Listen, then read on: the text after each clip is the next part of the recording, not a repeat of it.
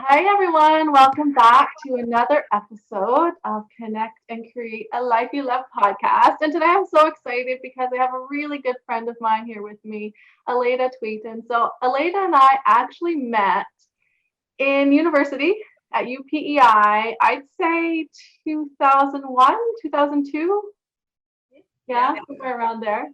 So, Aleida, we've been in touch ever since then, sometimes more than others, depending on where I was living and whatnot. But we always come back and we have a really great relationship. So we can always call and pick up the phone and catch right up, where we left off last time. So that's amazing to have a friendship like that. So Aleida, like me, she studied science. So this is something I like to talk about as well. Studied science, but we are into manifestation. So today we are going to talk about Aleida's first experiences, I guess, with manifestation. Tell us how she got to that, and we'll just see where the conversation goes. And Aleida actually is also starting her own business as well with Equine Assisted Learning, Equine Assisted Therapy. So she's going to share a little bit about that too. So welcome, Aleida. Thank you so much for coming on the podcast. Great. Well, thank you very much, Sharla. And I would agree. It's nice to have that authentic, genuine friend that you can really say everything that's actually happening, not just as we talked earlier about what's happening on Facebook. Yeah, the stuff that's not happening on Facebook. And I appreciate that. We can go for long periods and then just chat. So as Sharla mentioned, we studied science. I went on to do a Master's of Science in Equine Science at the Royal College of Veterinary Medicine.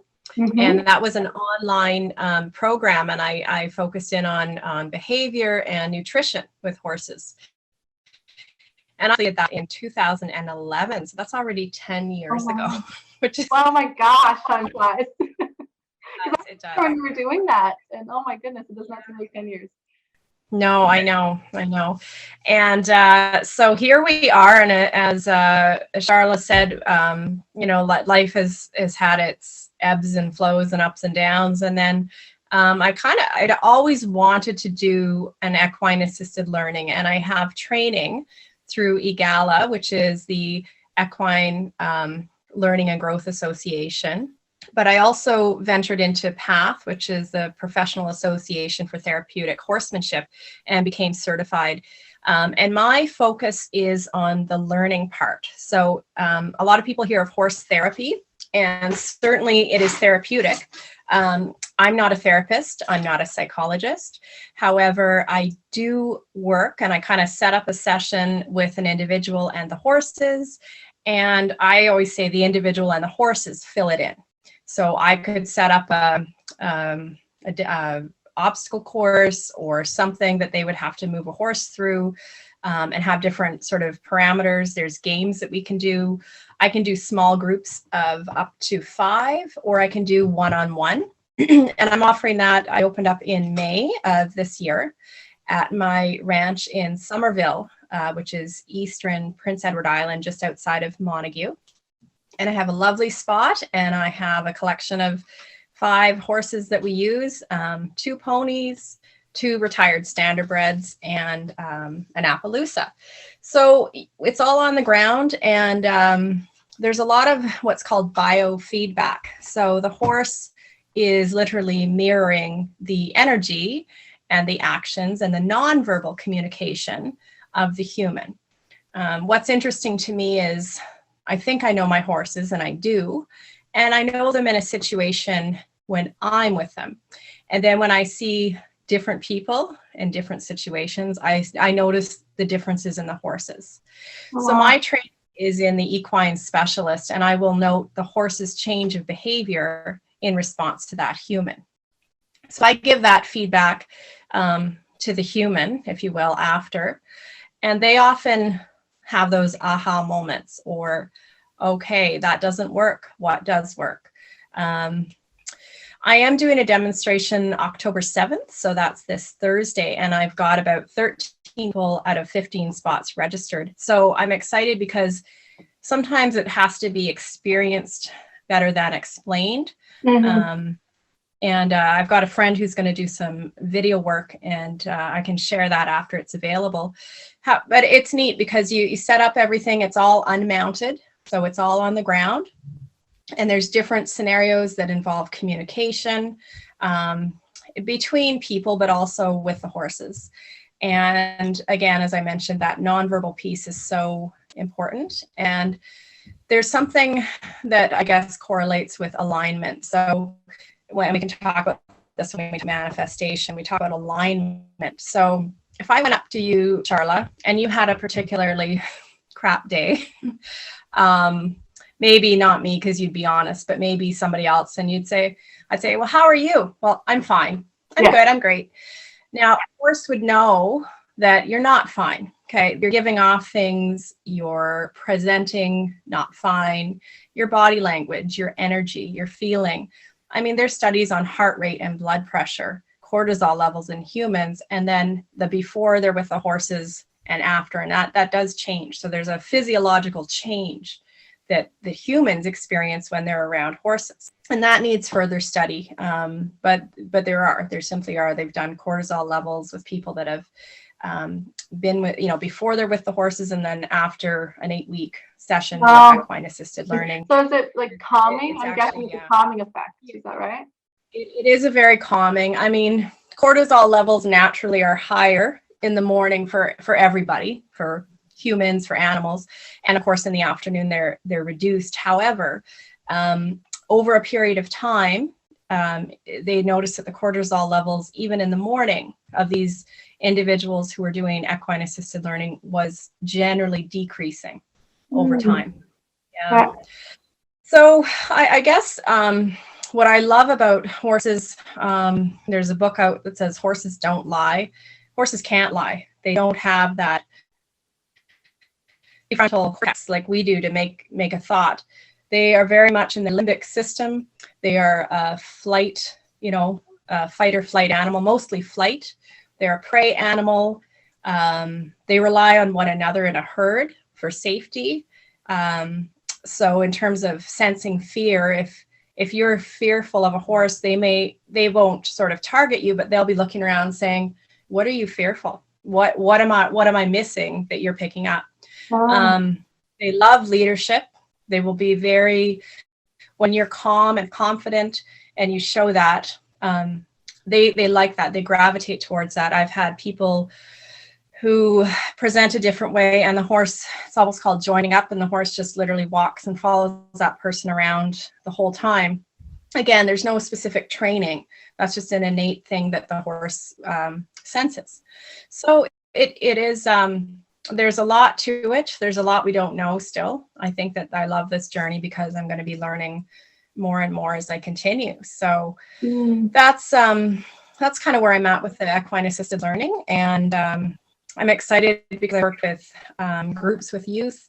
I've worked with First Nations. I've worked with individuals. I've worked with people on the spectrum. It's really for anybody. You do not have to have prior horse experience. You do not have to have a special anything other than, an openness, if you will, to be with the horse. So it's neat. It's neat to watch. That's awesome. I'm so happy that you started, because I think you've been thinking of this for a while, right? Yes, it's been in my dream center for a long time, and I've put it into the action. I just did it. I don't know. I was in a former position with work that I really, when you think of alignment, I wasn't in alignment at all. The things that I wanted to do in that position versus the things that I was allowed to do were quite different. And it was in a way of trying to help people. And I really struggled because I felt, I should and could be doing much more to help people in that role. And that was continuously not allowed. And it really ate at me. So when I left that position, I knew it was the right thing to do. It was not, it wasn't even hard. It was like, no, I'm sorry, this isn't it. And then this just I just kept focusing on what I did want, as opposed to what I didn't want. I kept focusing on what I do want, how I did see it progress. And that's probably, it was kind of a neat shift, because then in May, I opened my equine assisted learning. I had built a website. I opened the doors. I had my insurance all approved. And later that month, I was noticing a few posts from a friend on Facebook, Alana Green, and they just kind of kept interesting me. Like I didn't really notice at first, and then I kept getting pulled in. I thought there's something going on here. There's something that I want to learn more. And it was like things like, how would you imagine your life if money was no object, if it, or what are your real, what's your calling? These kinds of things that it's like a deeper meaning to me than just what's a job. So there was a free training that was offered at the end of May. And if I couldn't be on it live, it was recorded and I could understand it. And it really just spoke to me. It spoke to me because it talked a lot about creating your future. And also just feeling that present sense of where you want to be, but feeling that now. It talked about vibration. It talked about energy. And again, coming from that science point of view, we do understand it's a lot of physics when you think about it. It talks about frequency, vibrations, energy. Energy can neither be created nor destroyed, just transferred from one form to the next. And I was like, oh my goodness, this makes sense. Why haven't I been thinking of it like that in terms of my life? So I continue to kind of listen to some of these free recordings. I continue to message Alana, and there was a program offered through the Diamond Academy called Thinking into Results. And that's when I was like, I got to do this. I just have to do this. Like, I was just like, this is what I need. I love the material. I love the thinking behind it. I think it's going to take what I know and actually turn it into where I want to be, who I want to be. Awesome. So did you say it's called Thinking into Results? By Yeah. Bob Proctor? Yeah. That's what I did like years ago. Did you do that? Yes. When I was living in Montreal, the exact same one. That was my first time getting into a program like that. Isn't that cool? I didn't know that, Sharla. I didn't know that was the program you had joined either. Oh, awesome. And so Kathleen Cameron has what's called the Diamond Academy, and she's from Toronto. And she's just had some really cool shifts in her life. And the team just seemed like they're genuine. Like Alana just came back from Vegas with the team. And also prior to that, she was in Ontario visiting Kathleen. These are real people, real lives. Like, it's not and I think this is also the other thing is it wasn't like they're drawing me in for network marketing to sell something. It was genuinely like how to live your best life, which is what, we all can be doing. I think that's the neat part is she talks about abundance. She talks about limitlessness. She talks about, and when you think about it, there truly is enough wealth and money in the world to go around. It's where it's at. How do we create that flow to us? We all deserve to live in abundance. We all deserve to have good things. And through service to others, we can achieve that. And I think when I look deep down as to what I want to do with my equine assisted learning, I do want to transform lives. I do see, on a personal note, I see the value that horses have been there for me in different times in my life when things weren't very good. And I was so fortunate to have those horses to lean on, if you will. And then I see through my work that I have done, there's a lot of people are suffering right now. The pandemic has exacerbated that. And I just see that there's so much good can come from being around a horse. So I have this belief everybody who wants to be around a horse should be around a horse. I want to take those barriers away. I have big dreams. I'd like to have, I want to do nursing home visits with my ponies. I want to bring joy to people through horses. And there's just something about that energy that resonates well. I love that. So before you saw this post by Alana and you joined that program, did you believe that it was possible, or was that kind of a turning point? How did you talk about that? There's kind of a saying, and I'm paraphrasing it, but if you don't want to go back, burn that bridge, right? So I had burnt a bridge, which is fine. Like I was good. So in a way, there was only one way, which was forward for me.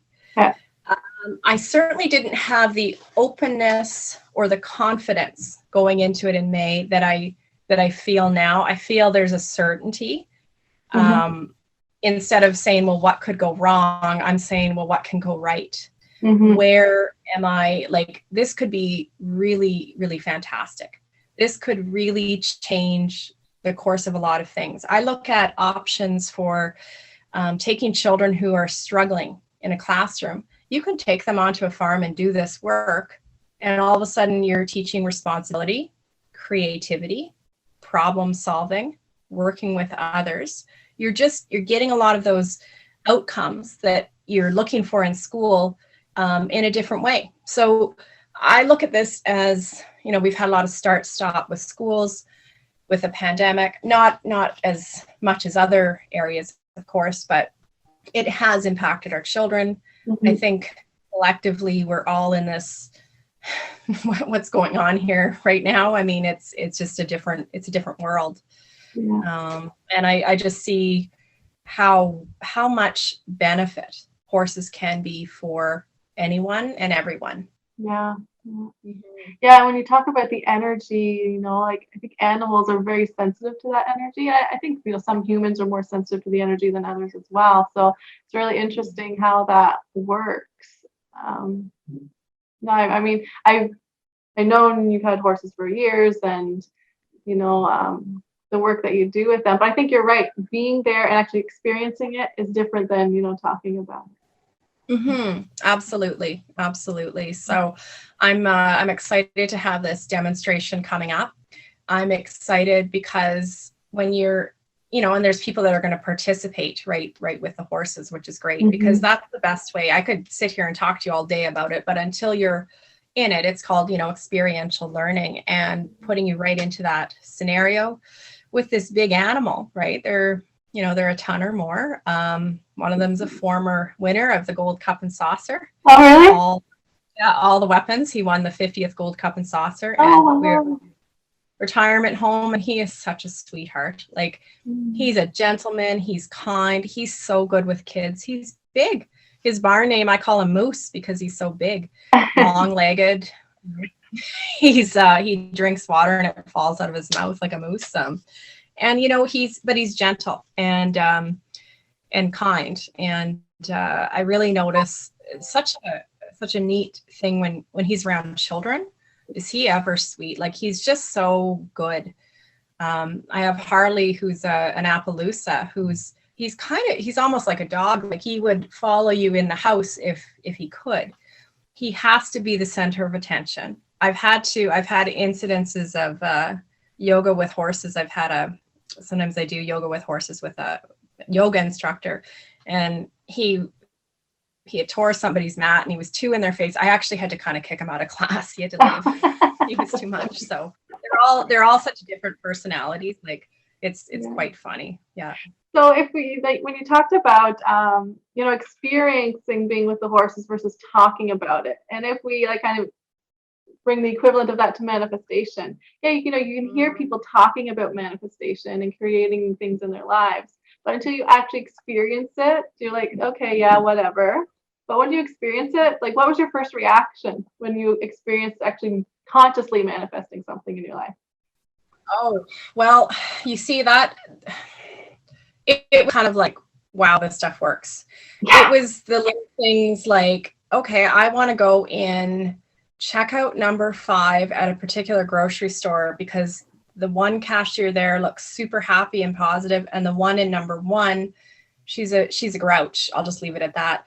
And yet the one in number 1 was cleaning, and she would have been the next in line, like I would have been. Yeah. But then the one in number 5 had 2 people ahead of her, but whipped them through really quick and waved and said, I'm open. And so it's little things like that. It's arriving. I say to myself, I'm going to arrive at a certain place at 6:55, and I don't speed. but I get there then because I've had all green lights. There's been no traffic, right? Or I say I'm going to have a certain amount of money I'm having that much money coming in that particular month. And I do. And that's the neat part about this is I don't know how. And I think when you relate that to being, experiencing that in a horse, you have that feeling, you have that presence. And what's also really helped me with the manifestation is something you got me into, which is meditation. So meditating, I do that. I actually do that every day. It's not even hard.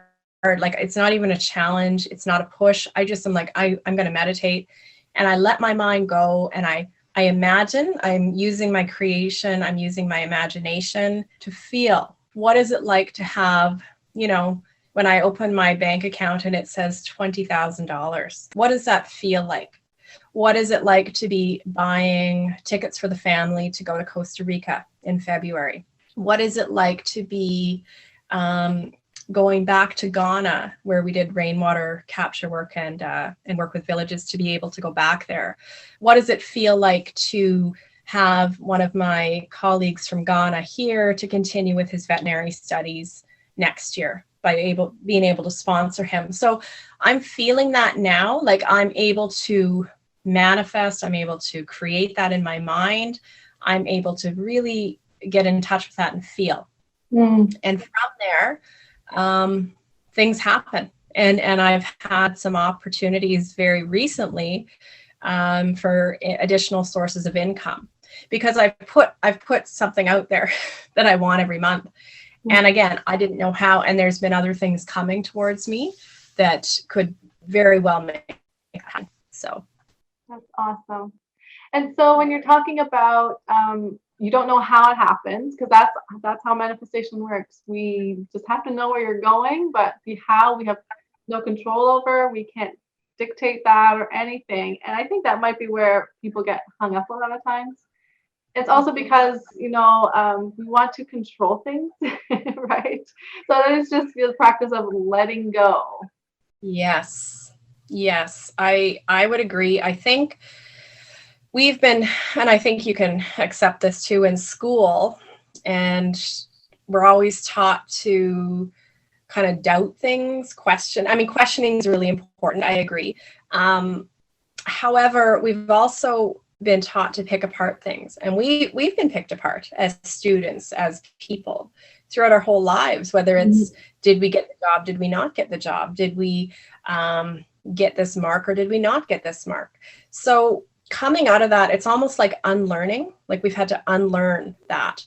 If you think of it and you go to a bank and you present your numbers and your information to get a loan, and you feel low. But when you create something, when you create a vision of where you want to be, you don't have to ask for a bank anymore. You don't have to go to the bank to borrow money. It's simply going to come to you. And that's that feeling of certainty that I'm now into. It's taken some time, but I feel it's there, and I'm certain. And I don't, instead of spending my time worrying, panicking, getting upset, I spend my time imagining I'm at peace, I'm doing meditating, I'm a better mom, I'm more relaxed with my children. And now I hear it in my children. So my daughter, it's kind of a big week. She'll be 15 on the 5th. So, wow. And she's at that age. She just started high school, and it's a new, and it's everything's so new. But we've had talks, and I said, well, what can go right, or what do you think? And I hear it in her voice too. I hear her positive affirmations. She's kind of anxious by nature, but now I hear it in her. I see it in her. It's just neat, because if I can kind of impart what I'm doing on the kids, that's a win-win-win. Oh. So Caleb, my he's 11, and he's so creative. There's something on his mind at all times. The teachers say he stares out the window. Well, yes, but he's got who knows what's going on up there. So he's, and I've talked to him about that. I said, it's really, really important to know that at one time the internet was something that somebody thought about. It didn't exist when I grew up until I was, grade 8 or 9. It was dial-up. And he was just like, oh, and I said, something you create now or you're thinking about now could, come to reality later. And so he's already got, some of them are just crazy ideas, but he's got I think he has a lot of potential in his thinking process. So I'm trying to nurture that and not just, he might not be a top student, but he's definitely very creative. And I think that's really important. Definitely, yeah. Because I think some people struggle with that when they think about manifestation and creating what they want in their life. They have difficulty, imagining or dreaming, and that can be another barrier as well. So if he's already got that down, then that's awesome. Yeah, absolutely. No, it's been very, and it's funny when you talk about control, we all like to have an element of control in our lives. And we've talked about that before too, Sharla. And I actually feel maybe for the first time in a long time, I have a lot of control. As a matter of fact, I have complete control. And I think if people knew how much power they had, I think it would blow them away, because we do have so much. We have so much power in our choice, in how we respond, in what we do, in what we create. And I completely believe I change things, with my mind. I can change the outcome. I know I can. So to me, it's almost like taking back control. It's almost like taking back that feeling of being, powerful within your own life, which, that life happens and can be very feeling like everything's happening to you. But I feel that with manifestation, I'm like, no, I'm making this happen. I am going to have this. I'm really looking forward to it. Yeah, that's awesome. So one last thing about the manifestation and certainty thing. So you said, you're certain that it's going to happen. You don't know about the how. So have you felt that you've had to gain more faith in something and more trust in something beyond you in order to just allow that all to happen? Certainly. And I'm not a religious person by nature, like I'm not, but I'm not opposed to people who are. I do definitely feel there's a creator. I feel there's a source. I feel, again, when we talk about the energy, that there's a connection. So it just makes sense. I think if you think of our cells in our body, we don't think our cell operates differently than our body. It operates in accordance with our body. So I guess I look at the world and the universe as I'm part of that. I'm a cell, I'm a cell in the big body, the body being the universe and me being part of it. And why would anything different happen? So certainly the things that I create will also impact the other cells around me, if you will. It's flowing to me. If I open it up, I can let it in.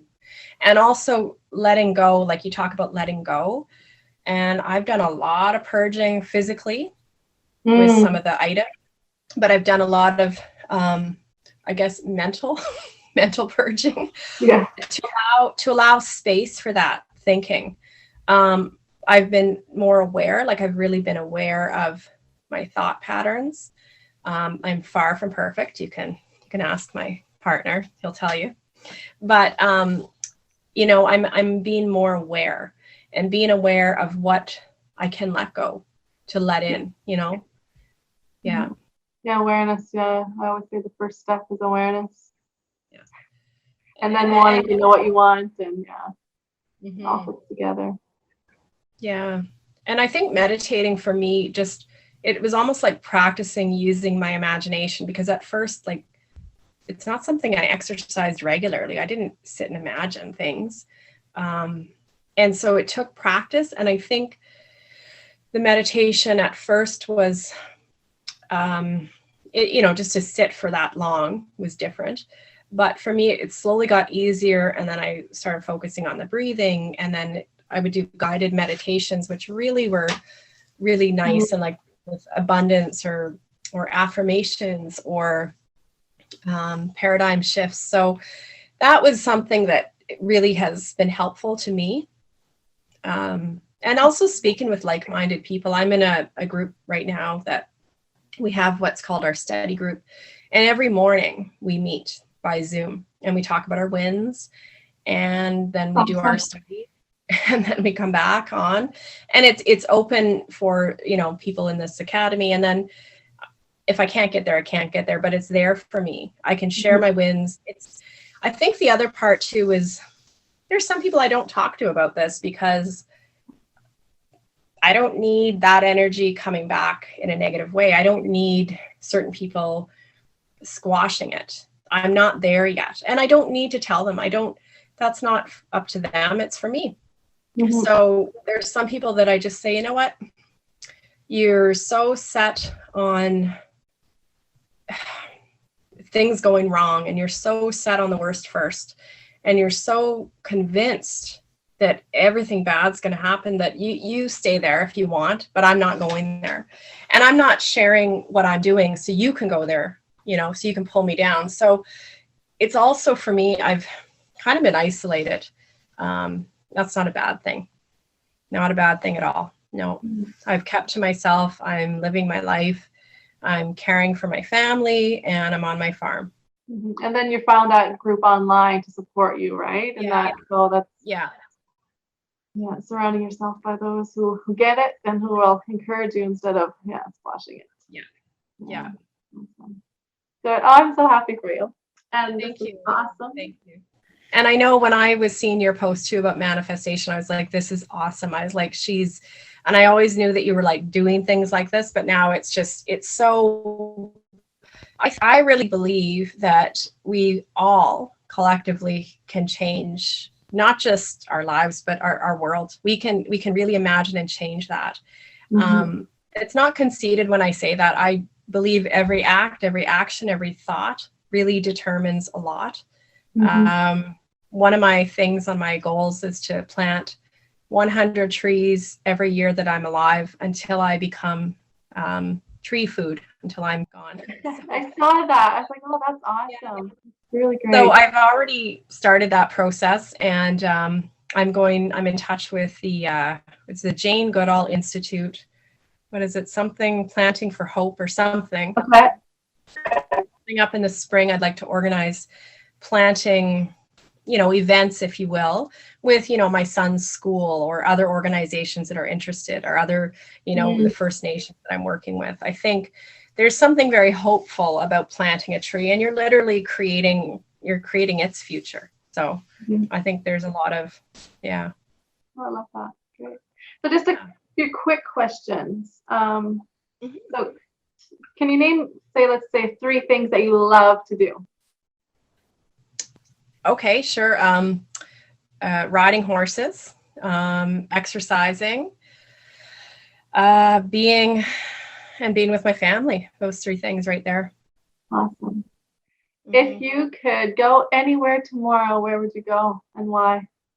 Okay, Costa Rica. There's something about that's calling to me. There's a lot of outdoor ecotourism things and conservation work that really looks cool. Awesome. And your final message, words to leave to the universe, to the people of the world? You all have an immense amount of power within you. Sometimes our society has done a very good job of diminishing that, but find it again. Find people around you that support you. Find little things every day that you're grateful for. Mm-hmm. And keep exercising that power of imagination, because really whatever you want to create, you can create. You can have it. Yay. Mm-hmm.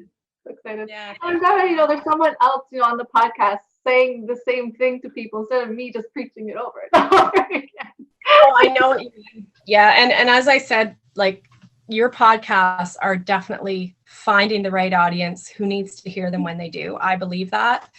I love tuning in, and the nice part about them is like they're on something I can listen to at another time. Yeah. And I love them. Just keep doing those because they're reaching people that need to hear it. I think that this is part of a movement. I really do. Yeah. Awesome. Well, thanks so much, Aleida. Yeah, thanks for inviting me on.